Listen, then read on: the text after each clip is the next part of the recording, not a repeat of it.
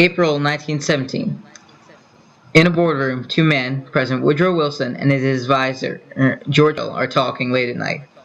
Creel says, "Mr. President, I recommend that you not sign this bill. Censoring the media is not the answer. We should instead create a committee to advise the media on their coverage of the Great War. Although new technology has spread word all over America, it should still be free." Wilson remarked, "You're right. You should head the committee.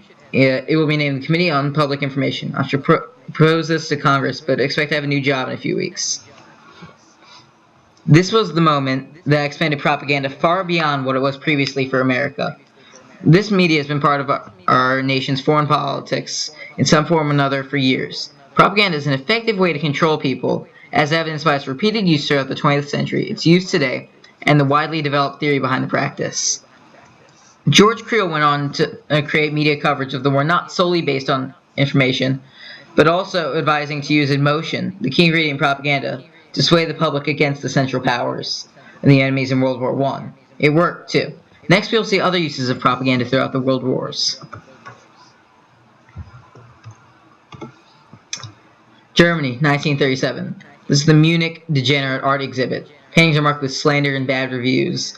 Two men, Joseph Goebbels and Adolf Ziegler, are talking while a family walks along. Ziegler remarks, "Welcome, Minister. The Degenerate Art Exhibit is a huge success. Many guests are arriving, and they're all horrified at the blasphemy taking place. Our plan has succeeded."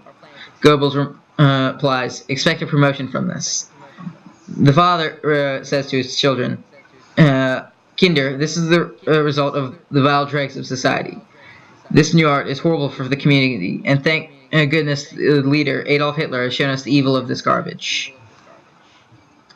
This is an example of the degenerate art used by them, comparing modern art to people with deformities. Japan had also used propaganda. Kyoto, Japan, 1941. Two military men sit as they listen to the radio. All of a sudden, the Tokyo Roadshow comes on. "Hello, American soldiers. Hail Japan. And hail our supreme leader, Hirohito. May they long live with prosperity. The weather is bright and clear in beautiful Japan. Our faithful Japanese soldiers have just emerged victorious at the Battle of Fukui. They returned gloriously to our amazing capital, Tokyo. May Japan always emerge victorious."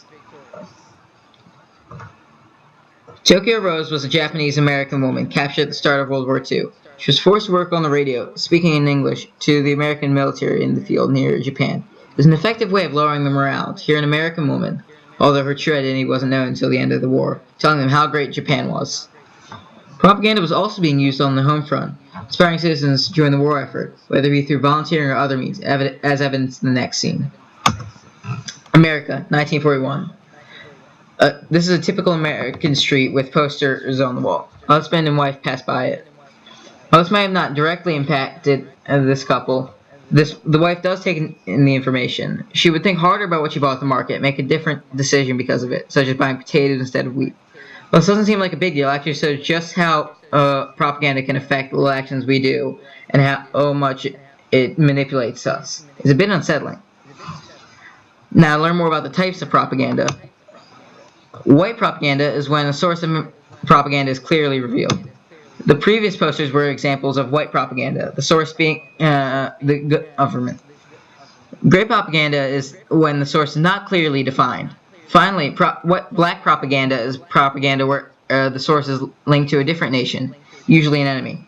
This clearly defined theory on propaganda is why it's so effective today, constantly being made more effective. Let me know that not all white propaganda is good propaganda either. The degenerate art exhibit was mostly white propaganda, save for a few remarks from the art critics which weren't exactly correct, but possibly more evil than the next propaganda shown.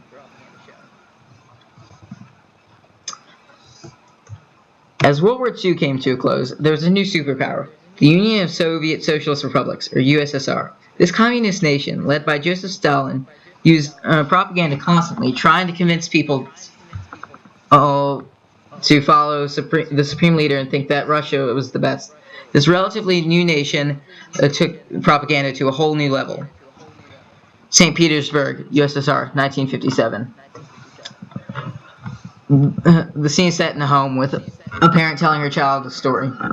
The mother says, "Honey, let me tell you about Pasha, the young Russian child. I was told this as a kid, and now I'll tell it to you.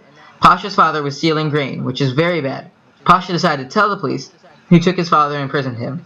This caused the boy's uncles to kill him for not listening, even though he did the right thing and told the police about a crime. He put himself in danger and ended up dying, sacrificing his life for Mother Russia. Remember to be like Pasha, the best Russian child." This story is a prime example of great propaganda, where the source is not clearly stated and is often covered up. This story was spread as a folk tale to the average person, but actually originated from the Soviet government in the 1930s. The Russian government also stated false claims, such as the fact that things such as baseball, televisions, etc. were invented in Russia and not in America. This was to make America seem inferior and make the populace feel less dependent on American inventions. This is how much it influenced them. What achievements Russia did already have were well known to the people, but still reported on frequently, such as things from the space race. They also reported false statistics and news, all to make Russian quality of life seem much higher than everybody else's. A news report may have looked like, "Good morning, Russia. After the original Russian Baseball League championships, scientists tested their amazingly advanced rocket technology again. Our cosmonautics bureau is still superior to that of America. Also, Russian grain production is twice that of the United States.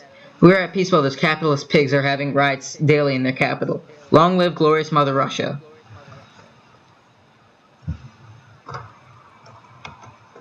Around the same time, American film had many movies about communism, both fear-mongering the system and even mocking it. Films such as The Red Menace and Atomic City created fear of communism, while films such as Sophia focused more on the humor of making communists look unintelligent. Americans weren't above making their enemy look bad.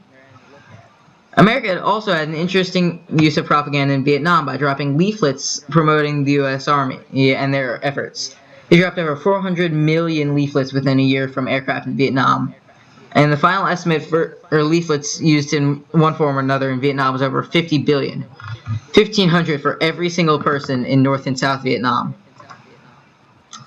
Even today, propaganda shows how influential it is, especially in Russia. They don't have a very free media at all. Many stations are owned by Russian oligarchs controlled by the government. The few free stations are being attacked by the government, and the executive NTV, Vladimir Guzinski, fled to Spain and had his station seized by the Kremlin, or the Russian government. This is the fate of those who wish the media to be free in Russia. Overall, this proves that propaganda has been effective for years and still is, through many little examples to the much bigger ones spread throughout the years. This is Vladimir Guzinski in Spain, hiding away from his home country.